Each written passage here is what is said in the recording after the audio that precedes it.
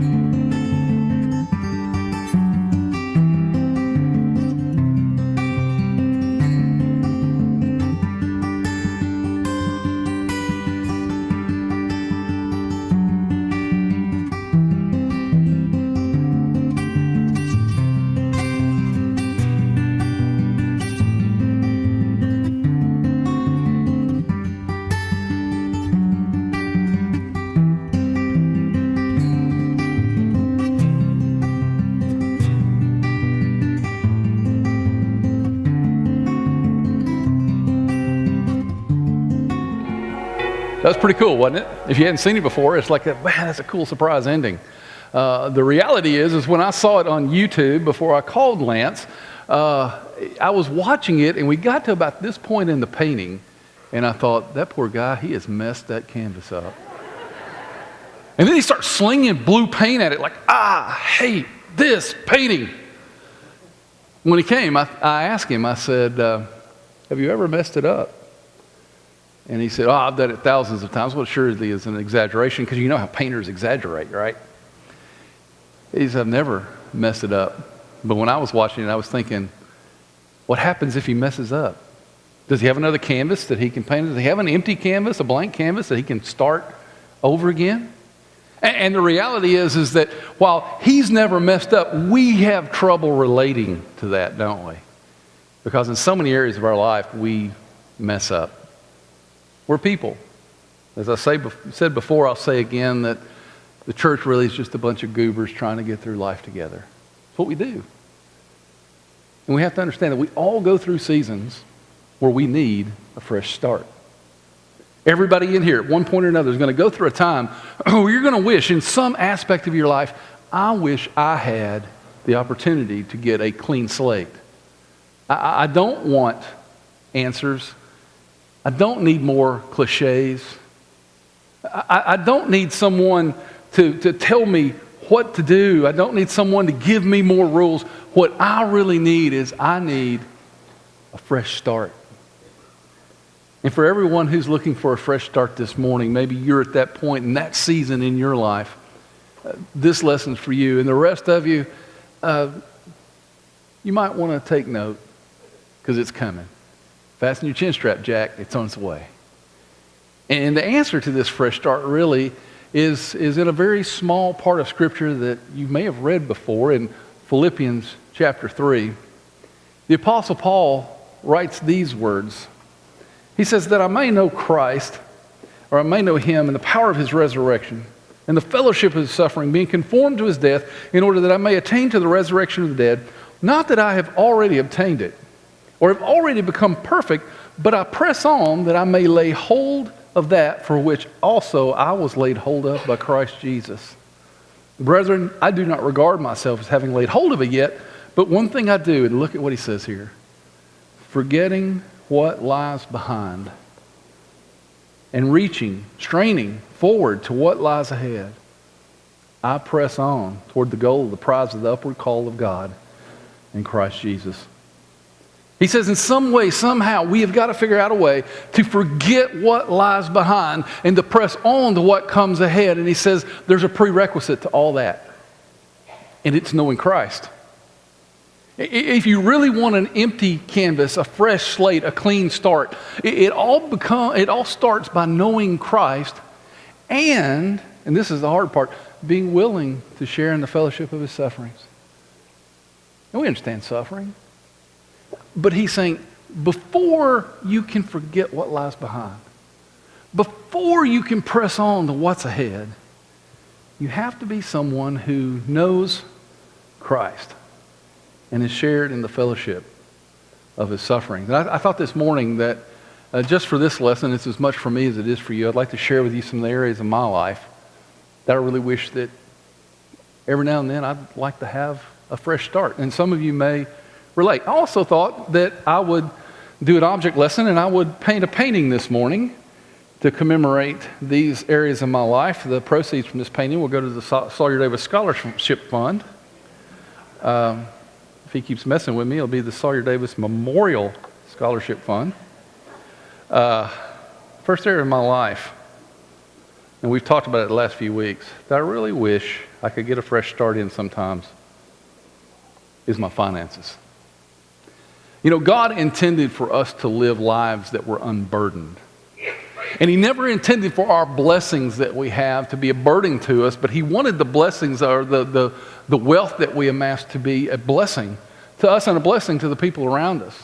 And you even look at the way he treated wealth in the Old Testament. In Deuteronomy 15, the first couple of verses, you'll see that one of the laws that he had for the Jewish people was that every 7th year, all debts were to be forgiven. You couldn't borrow for more than 7 years. And then you go over into Leviticus 25, there's something they called the year of Jubilee. It was in the 50th year, every 50th year, all captives were set free and all debts were forgiven. And why would he do this? Because it's his greatest desire for us to understand his grace by going through life unburdened, especially unburdened by wealth. Well, when I thought about this, I want to share with you something I shared last week, and that is we do something here called Financial Peace University, or Financial Peace class. George Taylor teaches the class, does a great job with it. And if this is you, if you're in this position, call the church, find out about Financial Peace class. It may help you come to a point of having this empty slate. I want to read to you a couple of things about the Financial Peace class before we go to the next thing. Between the two classes, last fall and this winter, the total non-mortgage debt that was paid off by these 25 households was $58,998. The money that was saved was $68,045, and there were 69 credit card accounts closed or cut up. And we also got a testimonial by one of our members who went to the class, and she wrote this. She said, when the class started, we had $68 in our accounts. Our bills were paid our bills were always paid, but we didn't have money left over and had acquired a lot of non-mortgage debt in 1 year. In 9 weeks, we have paid off $5,000 in debt, and we have saved $1,300 in our savings. And we have set a financial plan, if we work hard, that in 20 months, we will have paid off all non-mortgage debt, and we'll have our house paid down under $100,000. And that is our huge goal for my 30th birthday. So this is a young person. That's tremendous. And here's my favorite part of the whole testimonial, though. So for the next 20 months, we will be living like nobody else, so one day we can live and give like nobody else. And so if you see us working side jobs and brown bagging it, that's why. And I thought, man, this is someone that gets it. You know, we're not meant to be burdened by debt. We're meant to be people who are blessed by our wealth. Ron Blue said it this way: getting into debt's as easy as getting down an ice-covered mountain, and getting out of debt is as difficult as climbing up that same mountain. And we all make mistakes, and we've all done dumb stuff. And if you're like me, an area of your life might be, I really would like to start over there.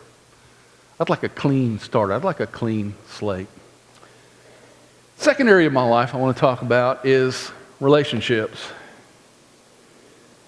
You know, when I was doing this, I realized that I had not painted on a canvas since I was in 3rd grade. Looks like it, doesn't it? And I just want to let you know that I highly recommend that if you haven't done something for 45 years, you should do it in front of a crowd. So let's get rid of that, and we've got this: relationships. There's something that everyone in this room has in common. All of us have this in common. We're all in a relationship.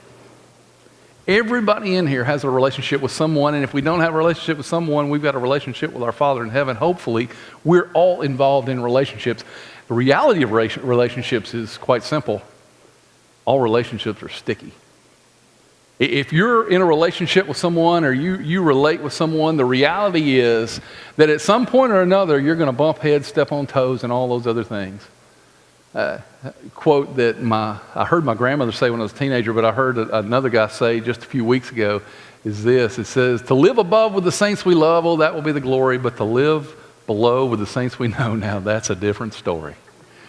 And isn't that true? You know, so many times we're in these relationships and they just don't work. And sometimes we have to be honest enough to realize that the common denominator in every one of our failed relationships is us. And so maybe we need to do something about that. We live in a careless and apathetic society. And often in this society we live in, people will use technology as a surrogate for connection, yet we all crave relationship. And the problem is that we crave relationship apathetically, and I know that's a paradox. But people crave relationship, but they don't want people to know that they crave relationship because it's safer that way. But we have to understand that all relationships will eventually test us. And our attitude in these tests will determine if we or others get this fresh start that we're looking for. You know, if we understand that to be able to forget what lies behind and to press on to what's ahead, we have to know Christ, share in the fellowship of his sufferings. When we get to the point in our relationship where we're saying, man, this is not working, and I am not happy here, maybe it's time to go back and look at the way Jesus viewed relationships. In John 13, verse 34 and 35, he said, a new commandment I give you, that you love one another, even as I have loved you, that you also love one another. And by this, all men will know you're my disciples, by the way that you have love one for another. And I've always thought this was a unique passage, because when you go home and you read John 13, there's some things that are going to be missing in this passage. One of the things that are missing is no one of his disciples asked this question. What do you mean to love like you love us? No one asked, do you really love us? They knew that. And no one asked, what does it mean to love the way you love us? Why? Because they had spent time with Jesus, and they realized that there were times for hard conversations, and he was willing to have those with a great deal of grace. There was times for forgiveness. There were times to show grace. And all of that is part of loving others the way that he loves us. And so when we need a fresh start in our relationship to know Christ, to share in his sufferings, in order to forget what lies behind, the first thing we need to do is deal with those things. And we need to learn to love people the way Jesus loves them. You know what? We can have a fresh start if we'll love people the way Jesus loves us. We'll have a fresh start if we'll love one another the way Jesus loves us. Yeah, to live below the things we know, that is another story. But the beauty is that in all of our relationships, we have an opportunity for a fresh start. Well, the last area I want to talk about is probably the biggie. And while I talk about this, I kind of messed this one up in the last service, so I want to get it right this time. I want to let you know before I say anything else about this that God cannot love you more than he loves you right now. He won't love you more than he loves you right now. And he can't love you less than he loves you right now. Because the last part of my life that so many times I need that clean start, that fresh start, the clean slate, the empty canvas, is in my spirituality. It's not about how God loves me. The reality is that so many times my feelings for God change. And I can see it in the way that I live my life. I can see it in the things that I do, and how apathetic I can become about some things and even about some people. The spirituality is something that is so often important for us to get that fresh start. And all of us live a life of highs and lows. when it comes to those things. And I want to illustrate it this way. A year ago, I decided that I wanted to be healthier. And one of the things I did was I decided that I was going to lose weight. And during 2016, people would ask me how much weight I had lost. Some of you saw the transformation. And most people, I would refuse to tell them because I knew the response was going to be, "You lost that much weight and you're still fat?"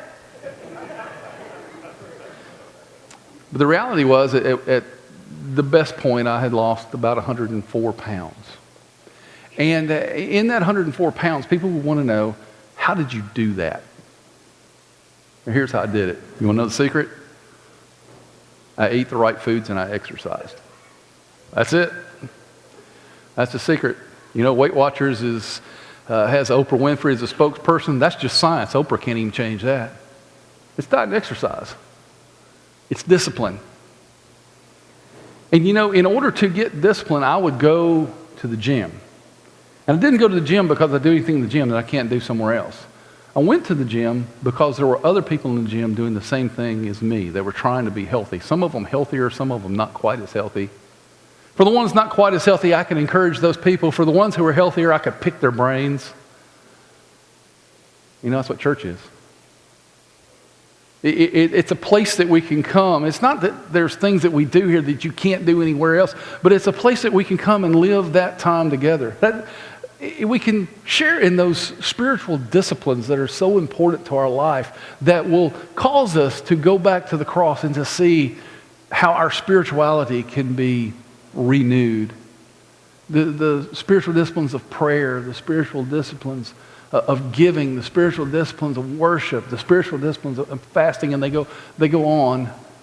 And it's in those spiritual disciplines that we go back and we realize that we can have spiritual health, that we can have a clean slate there and be spiritually healthy. The Apostle Paul writes this, and I think it's Apostle Paul, the Hebrew writer, writes this in Hebrews 10, 23 through 25. Let us hold fast to confession of our hope without wavering, for he who promises faithful. And let us consider how to stimulate one another to love and good deeds, not forsaking our own assembling together, as the habit of some, but encouraging one another all the more as the day draws near. You know, we come together here the same reason that I go to the gym. Not because there's nothing there's something I do there I can't do anywhere else. I probably could. But I go there because it's the right environment to do what I need to do. And this is the right environment to get spiritual renewal with other people who are going down the same journey that you're going down. Some of them are further along, some of them are a little bit behind, and you can get encouragement from those who are further along, and you can give encouragement to those who are a little bit behind. And it's in this spiritual discipline that we can find spiritual renewal. You see, regularly coming together in worship reminds us that we're not alone in this journey of loving and honoring God. You're not alone. And there may be someone here this morning and you're thinking, I'm not even on that journey. And I'm not even sure that I deserve a fresh start. And the paradox of that is you're right and you're wrong all at the same time. When God sees us through the blood of His Son, we're all worthy of a fresh start. The reality is our actions don't make us worthy. Jesus does. And we're all in this together. None of us are worthy on our actions of a fresh start. But because of the blood of Christ, we all get a fresh start. So if you're feeling that brokenness, know that you're not alone in feeling that brokenness. And wherever you are in the journey, just realize there's probably somebody else at the same point in that journey. And at some point, we all get off the path and we want that fresh start. You probably realize of the things that I've talked about here, the money and the relationship and the spirituality, the best that we can have this side of eternity is transformation, not necessarily an empty slate. The reality is that I don't know anybody in any bank that's going to give you a note for 7 years on a house and then forgive it if you don't have it paid off. I don't know any time where in our history where at the 50th year all captives were set free, thank goodness, and all debts were forgiven. That's not really part of our culture and part of our society. The reality is what silly things we did with our finances we have to live with and work through. And same way with our relationships. You can't undo the things you've done, and you can't unsay the things that you've said. And the things that you've done and the things that you've said, you still have to work through. And the best that you can hope for is a transformation to where that relationship will work. And even in our spirituality, we know what kind of people we are when we look in the mirror. We know that we're the goobers just trying to get their life together. And the reality is that we just want this transformation that allows us to love God and to enjoy Him forever. We realize that these are transformations that take place, and there's a time, but we have to understand that there really is an empty canvas for us. But in order to really get to that point of dealing with any of these things, if you don't remember anything else I've said, remember this point. The height of anyone's transformation is determined by the depth of their desperation. The height of anybody's transformation in their life is determined by the depth of their desperation. In order to really feel that kind of desperation, to really want it, we have to understand what it means to be a Christian and what it means to be part of the kingdom. When I was in college, I had a professor that was one of the Kent State protesters. If you are aware of what happened during the Vietnam War, he was one of the Kent State protesters where the National Guard opened fire and killed some protesters. He was there. And I remember after one of the political science classes that I took under him, I asked him, I said, well, would you do it again? And he said, yes. I said, buddy, you're crazy.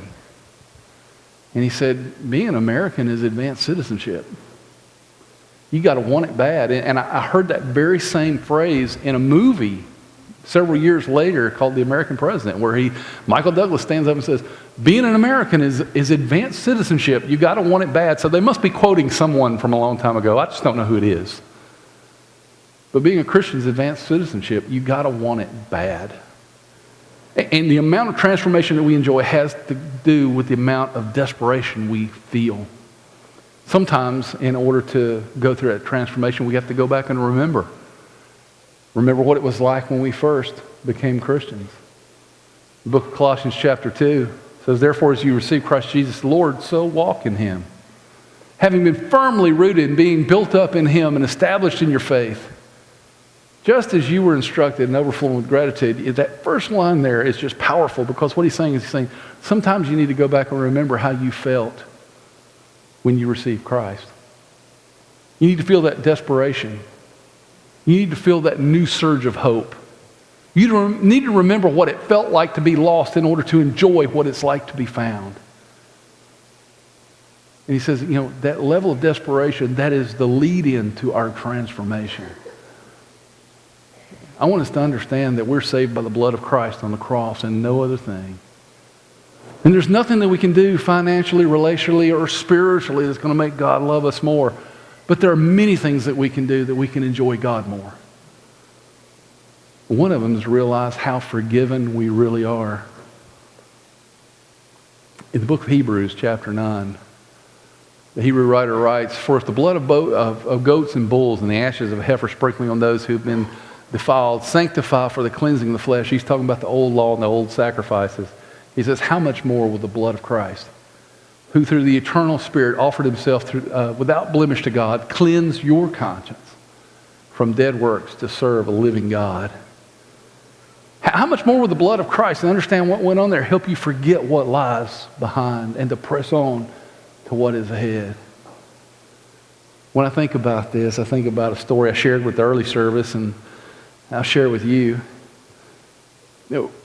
Several years ago, my children were small. We lived in Lebanon, Tennessee. I think I saw Barry Whitaker out here. He remembers back then and knew me back then. We were in the garage, or I was in the garage by myself, cleaning up the garage, which was unprecedented. I never cleaned my garage. And I bent over to pick something up, and I was close to the wall, and I bent over and I stuck a hook right in my head. Oh, yeah, you're right. And it hurt, and I jerked back. Well, that just opened the wound there. Blood was just pouring all over my face. It was pouring down my face. It was on my shirt, and my first thought was, I've got to go to the ER, but I don't want to scare my children. So I go to the back door leading into the house, and I knock on it and open it just a little bit, and I say, Melissa, where are the kids? And she says, oh, they're back in the room. I said, okay. So I open the door the rest of the way, blood pouring down my face and on my shirt. And I said, I think you need to take me to the ER. And she looks at me and she says, don't you come in here and get blood on my clean floor. Yeah, she's known far and wide for her compassion. So I stayed in the garage. She got the kids squared away. We went to the hospital. A little boy followed me all around the hospital as he wanted to see that. You know, here's the reality of the blood of Christ and forgetting what lies behind and grasping toward what is ahead. We've got to be willing and desperate enough to let him get his blood all over our stuff. We've got to let him get his blood all over our pride. We've got to be willing and courageous enough to let him get his blood all over our lust. We've got to let him get his blood all over our selfishness, get his blood all over our jealousy, all over our anger. Let him get his blood all over our apathy, because it is only then that we're washed white as snow. The song says, Jesus paid it all. All to him I owe. Sin had left a crimson stain, but he washed it white as snow. And guys, that's the way it works. There's your empty canvas. There's your fresh start. There's your do-over.